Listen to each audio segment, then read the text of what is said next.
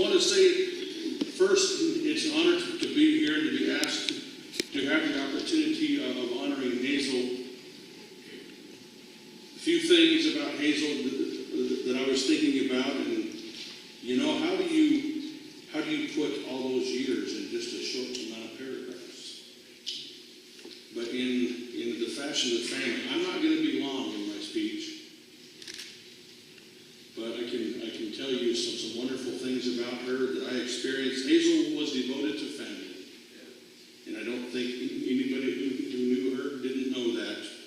Last evening at the funeral home, I was impressed, as I have seen other times, that when Hazel's family all gathered together, that there's a whole lot of love going on. There's a whole lot of laughter going on. And it usually gets a little bit loud. And that's really, really okay. There's a strong bond, as it should be, but it's obvious that the love for Grandma was the glue that was holding them all together. Hazel, like I said, she loved her family. Over the recent years, I have, along with my kids and my wife, have been kind of adopted into the family. I have been able to have some wonderful times of laughter and storytelling and weddings and birthday parties and time well spent. Very much appreciated Hazel in her health nut way handing me a Cheeto.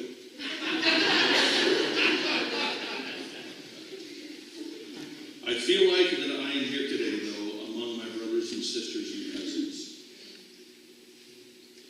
And thank you very much for including me. Wonderful time with family, amen? Amen.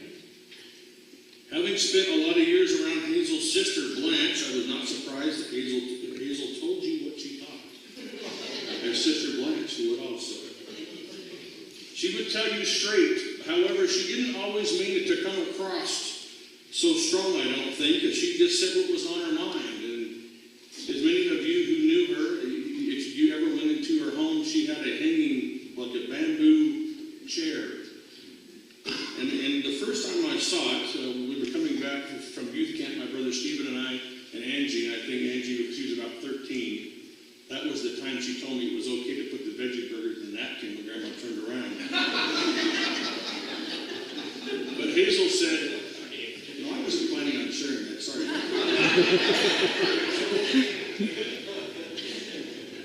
But Hazel, she told me, she says, sit in it. Don't worry, it's got a cross beam in the attic. It will not fall, I promise.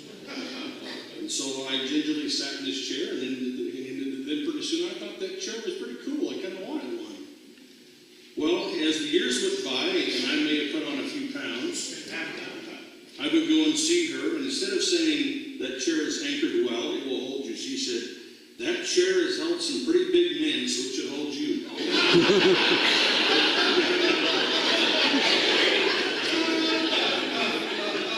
But I knew what she meant was it's anchored in the ceiling. Bless your heart. However, she would also tell you like it was about other things. She always encouraged me. She would tell me without fail on Sabbath, you did a good job. That was a good sermon. That was your best one yet. Although after she'd said that 4 times, I started to wonder. And then she would say, I like how you get up there and tell it like it is, she'd say.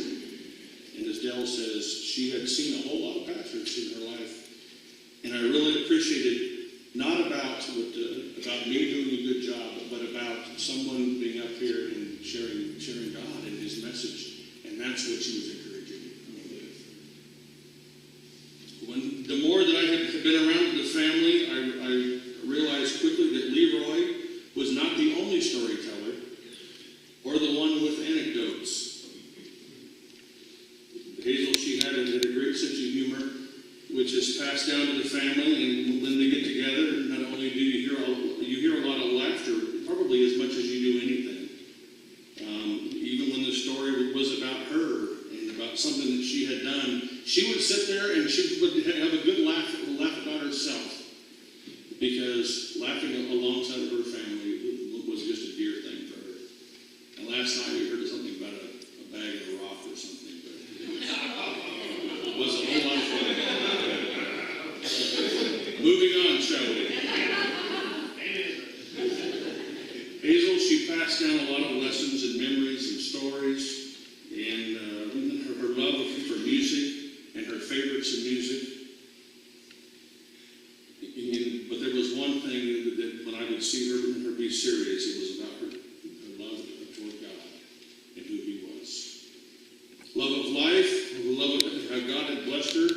And if you live a good life for Him, then you're going to have a prize, and that's the kingdom.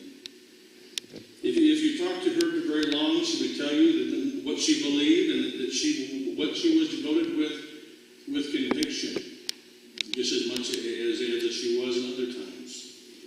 I think that Hazel wanted to pass on to her kids and to her grandkids and to all of us the same love that God has showed her. As people pass in our lives, and when they pass away, we start to reflect on our own mortality. And we believe and we realize it's important to live a full life, passing down a legacy to the next generation. But as we face the reality in life and death, I want to encourage you to recognize how essential it is that you have God in your life. I would be in error if I didn't tell you that you need to have Jesus in your life. I would also be in error if I didn't tell you that God sent Him to take your sons and to give you, all of you, the opportunity of being washed clean and having eternal life. If you have questions about making that choice, I would love to have the opportunity to share that with you. But if there is one thing that you need to pass down to your family, it is the love for the Lord and the laughter that you can bring, and that you can have eternal life.